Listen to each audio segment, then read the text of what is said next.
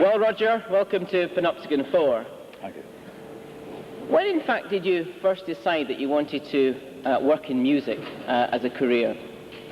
I don't know, it just crept up on me, I think. I thought about 15 years ago that it would be nice to work for the BBC. I was a professional musician at the time, you know, playing in bands up and down the country. And I had an opportunity to join the BBC as a studio manager. That's the person that operates the tapes and puts the records on and fades the knobs up and down. So I had the opportunity of joining the BBC 15 years ago, and I suppose from that time I was drifting towards the radiophonic workshop. Your music, though, you in fact said you play an instrument, in fact. What's your instrument? Well, I've played the piano since I was about 4, and then when I was about 15 I played the double bass, and then then the bass guitar was invented and I played the bass guitar.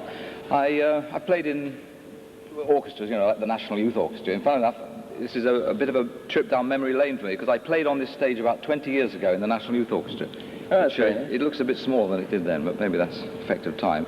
Yes. But I also play the piano, and I've played, as I say, in jazz and pop groups all the time, and I still do occasionally when somebody rings me up. So this all helped when it comes to writing music. Yeah. Apart from electronic music, do you actually write any sort of songs or straight music? Well, I have written quite a lot of songs, none of which have ever done anything for posterity, if you know what I mean. I write conventional music as well. I mean, for example, I've written the signature tune for Woman's Hour, which is a regular running radio show, and that uses conventional instruments, clarinet and strings. So, although we talk about electronic music at the radiophonic workshop, really the approach to it is pretty well the same.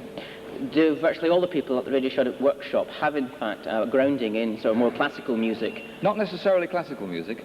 No, we all have a musical instinct, and we all have music somewhere in the background, but certainly not necessarily a classical music training. I mean, I happened to study music at university, although I didn't get a music degree, but no, I think probably I'm the only one who did study music in that way. I think most of the rest of the composers there came up different. I mean, one was a choir boy.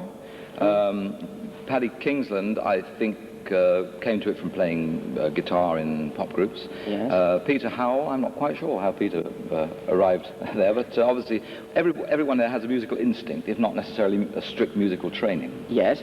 You said you came to work for the BBC. What sort of jobs did you do first of all? Well, I started off as a studio manager, which, as I explained, was editing tapes, setting up records, fading up newsreaders, that sort of thing. And I did that for about 8 years altogether. It's a very good grounding in broadcasting, and I don't think it was 8 years wasted, because everything you do on a radio or television program, you sort of store it up, and you get an instinct about programs, what programs need, and if it's drama, you sometimes think to yourself, maybe it would be nice to have a little bit of music there to help the program along. So you came to work for the radiophonic workshop. Can't say that properly. Radiophonic workshop. About how many of you actually are there in the There are workshop? about 6 of us. We're called producers radiophonic music, and there are 6 of us. Then there's Brian Hodgson, who's the organizer. You may remember him. He worked on Doctor Who from the very beginning, and did some marvelous work. I think he actually invented the Dalek voice, or he was certainly instrumental in developing it. Also, I think Brian developed the TARDIS takeoff sound, which is all electronic treated sound. Yes. Brian's the organizer, so he doesn't actually get, these days, involved directly too much in program work. And then we have the head of the workshop, that's Desmond Briscoe. So there are about, well, we have engineers as well. There's between 10 and 12 of us. It started very small, I believe, and it's developed and developed. Doctor Who's given quite a lot of work to the workshop, I believe. How did you come to be involved in Doctor Who? Was, in fact, Traken the very first Doctor Who story that you involved in? Yes, Traken was the first one that I was involved in. About a year or so ago, decision was made that all the incidental music would be written and recorded at the radiophonic workshop, and originally Peter Howell and Paddy Kingsland were asked to do it. But it was realized that 7 programs was too big a workload for just them to do it on their own, so I was called in, and I did the Traken program, and well, greatly enjoyed it. It was a very rewarding program. Yes. Did you choose Traken? Did they sort of decide that you and them, that's the one you wanted to do, or was it just simply that it happened to be Traken? Was it a choice? Yes, it was just chance, really. Just choice. I think To be honest, originally, maybe Paddy Kingston was going to do it, but then he was involved with A Hitchhiker's Guide to the Galaxy. So it was realised that he couldn't do them both, so they asked me to do Truck. It was quite by chance. It could have been any of the others. Right, so in fact, who commissioned you? Is it John Nathan Turner, or was it yes, I think the director? John Nathan Turner was responsible for the decision to go to the radiophonic workshop. After that, you know, it's out of his hands. As producer, he sets the thing up and hands over the day-to-day nuts and bolts to the director. And in this case, it was John Black. And, of course, doing post-production work, you don't get involved in the program until quite a long way through. In fact, it could be all the rehearsals, all the studios, and all the editing, until you see one little bit of the program. Fortunately, we are told about these things in advance, so we can go to the studio just to have a look around, see what it looks like, see if we can pick up any ideas or any feeling, any atmosphere about it, which help us in the music. Fine, and what was the first thought about Track, and what sort of musical ideas came to you when you saw the story played back to you on the tape machine, or you saw bits of it being filmed? Well, actually, we go back before then, because before any of it was shot, I had the script. I was given the script to look through. And, well, the impression I got was that it, I think it was yourself or someone said, it's a bit like a fairy story. It's not too science fiction, although there are science fiction parts in it. So, obviously, we weren't going to be in the realms of too strange, of shrieking noises. It's going to be a lot of it is fairly melodic, fairly gentle, and not too science fiction, except, of course, when Melker comes into it, and that gave me a chance to go to town a little bit with the electronic instruments. But most of the Traken, as I say, has got this rather, well, I don't know, it all happens in a subterranean, strange sort of world with these people in strange medieval-type robes. I thought quite a bit about it, and eventually decided to make it fairly straightforward and gentle. And one or two parts of the music you may know, I think Nissa's theme, which eventually became, is a very, very gentle little jolly rocking piece. Nothing science fiction about it at all. You said Nissa's theme. Do you sort of try to give each character a theme of their own? Well, you try that at the beginning, but quite often, because the program is so tightly edited, they go from one scene to another. Most of the time, music is just used to underline the action, a bridge from one place to another, a moment of excitement. It's not often that you get a chance to extend a musical line for more than about 30 seconds. It does happen. It did happen in Traken. But maybe not as much as you would like. I mentioned Nissa's theme. It was, as I say, this gentle little piece which I thought fitted in with her personality. In episodes 3 and 4, there was so much going on that I didn't really have a chance to use it again, except at the very, very end, when there was this denouement and everything had happened, and everything was relaxed just before her father disappeared. Yes. So it cropped up again then. Maybe I'll use it again if I have an opportunity in the new series. Yes, it's interesting you said that, focusing on Nissa, because certainly in Traken, she hasn't got as big a part as some of the other characters. Was it because you knew she was going to become a companion, you thought you'd perhaps concentrate a wee bit more on her? Not necessarily, and I don't think at the time that I did know that. I didn't think of any of the other characters particularly, apart from Melker, to have their own theme. But maybe it was just the fact that I did have the opportunity as far as the program was edited. There was a gap there, and Nissa was involved, so why not put something in there? Fine. One of the things I think we've all enjoyed very much about John Nathan Turner's time is the fact he's used a lot more music. And any other stories you happen to see, you notice there's very little music in it compared to last season. Do you think there is too much music, or do you think he got it about right with Traken? Well, I'm not sure whether it's John Nathan Turner's decision. Usually it's the decision of the director involved. And I have not spoken to John directly about music at all. I spoke mainly to the director. Maybe John's the person to ask about that. I think in Traken we got it about right. There was about 9 minutes of music spread out over the whole of a 24-minute program. Do I think there's sometimes too much music? Well, I wouldn't say it was a regular complaint. Sometimes I think maybe that music should have ended perhaps there, or maybe it should have started 5 seconds early. But I think as a whole, I don't think there's too much music, no. What do you see as the role in music in Doctor Who? Well, I think the role of music in Doctor Who is the same as the role of music in any film or television drama. It's got to provide a sort of a background, a sort of climate for things to happen. Because let's face it, what you're looking at in drama is something which is a little bit not real, not natural. You're taking people away from the natural world. And obviously there's been a great tradition of music in films going way back. I mean, you only got to think about the old silent movies Yes. when they had the pianist in the pit with the chase music and the hearts and flowers bit.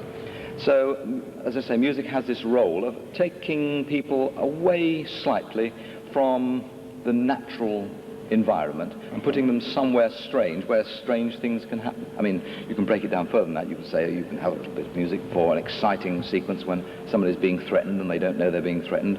You can have a music to take you from one environment to another, and by changing the music at the cut, you immediately signal to the audience, we're in a more threatening or we're in a happier environment. This is what the music does. Much of the music of last season, we heard a little bit of Drac in there, stands up quite well on its own. Have you ever thought of issuing it as a record, sort of background music to Doctor Who, as it were? We have thought of that. We thought quite seriously about it.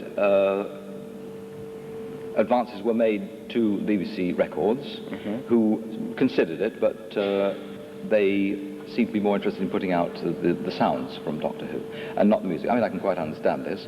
The music is, although it's, as you say, and thank you very much, it does stand up on its own right, it really is, it doesn't stand up on its own, I don't think, without the music, without the pictures, because that's what it's written for. It's written to be part of, you know, if you're a composer, you're part of a team.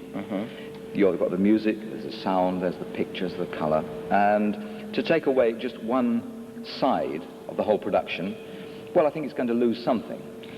That's interesting, because if you said you've written theme tunes are often seen as being pieces of music which can much more easily stand than incidental music in a program. Have you actually had any of your theme tunes released?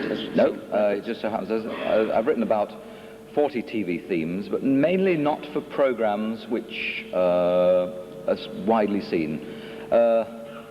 For example, I've just finished writing the score, and it's gone out now, the Bellamy's Backyard Safari program, which I wrote a little theme for, which I suppose was about 40 seconds long, the closing was. But you can't actually issue a piece of music 40 seconds long, you have to expand it. That's right. It just so happens that none of my themes have. I mean, it's just in the luck of the draw, really. If a piece of music does catch the public, you know how fickle the public are and how strange things can take off. I'm sure. Yeah, that's right. Then I'm sure that it would be issued. But I don't really think that at the Radiophonic Workshop we're in the business of putting out singles or records. We're just in the business of servicing programs. Yeah, apart from perhaps the fans that are here, do you ever get letters from people saying, I like your music? Oh yes, quite often. And it's, well, there are two ways of looking at it. I'm gratified that somebody's noticed it and said, I like it. On the other hand, I have a theory that proper background music to television or films shouldn't be too intrusive. It should be something which the listener accepts at a subconscious level rather than listening to the music. I mean, if you start concentrating on the music, you might actually lose the action of what's happening in the program. So I'm a little bit worried when I do get letters saying, I love the music for when so-and-so happened and such happened. Yes. I wouldn't say I've actually fallen down on the job, but there are two sides to it. You've had a music training, you said. You've been interested in classical music. One of the sad things, I would think, as a writer of incidental music for television programs is, as they say, it often disappears. You see the program, great, that was a fantastic program, it's gone. Whereas if it's something on a record or a piece of music on a sheet, it's preserved. Do you feel perhaps sometimes that one of the sad things about your particular job is it's not preserved so easily? I don't lose any sleep about it. As I say, we're not in the business of providing music for posterity. I'm quite happy to see a program go out and see a good score to it, and if it goes out again, but then fine. If I can manage to keep a video cassette of the program, so much the better. Obviously, I keep a tape of all the music I do. I have our own little library at the workshop where we put everything in. But it really is, we're in the business of commercial music in the same way that commercial art is not necessarily, it's for the moment. Yes. And it does its job, and then that's that.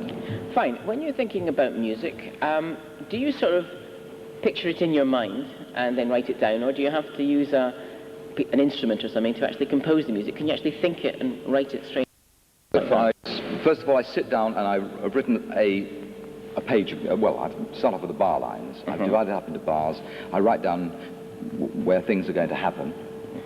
And I might before I go near a piano, I might write a little phrase here, or if, supposing Doctor Who sees something rather frightening and he reacts to it, then obviously you know there's going to be a sort of little chord there, and you can write that in your score.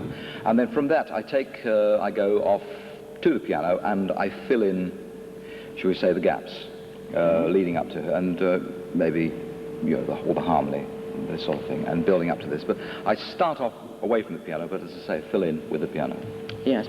Now, you're working on the new season, just before we actually finish up, Roger. I don't want to ask you very much about the new season quite deliberately, because I'm one of these people who believes we shouldn't give too much away. But finally, how many stories are you in fact working on? Well, at the moment, in the new series, it is imagined that I'll do 3 of the stories. We have completed one, and the second one should be shot in October, and then one more, I think, in January or February. Well, I'm sure that Keeper of Traken was a very popular story with the Dwarfs. It came second in the season poll, and perhaps some of that popularity was due to the music. We look forward to seeing your 3 stories next season. Roger Limb, thank you very much indeed.